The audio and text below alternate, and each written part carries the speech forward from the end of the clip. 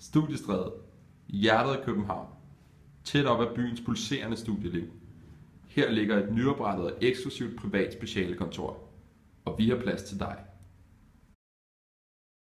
Jeg prøvede i en nok lidt for lang periode at få lavet noget derhjemme i lejligheden, og det gik simpelthen så dårligt. Og så prøvede jeg også at lave noget på mit arbejde, og så endte jeg bare med at lave arbejde. Så jeg havde lidt en idé om, der skulle være lidt et rum til at skrive specialet. Jeg er 6 mennesker, som skriver speciale, og vi har valgt at samle os her i et kontorfællesskab, hvor vi sidder hver dag sammen og skriver speciale, men om hver sine ting. Det er rart at have et rum, hvor man ikke behøver at tage sine ting med hjem hver gang, og man ikke behøver at pakke, alt sammen og være sådan lidt, ja.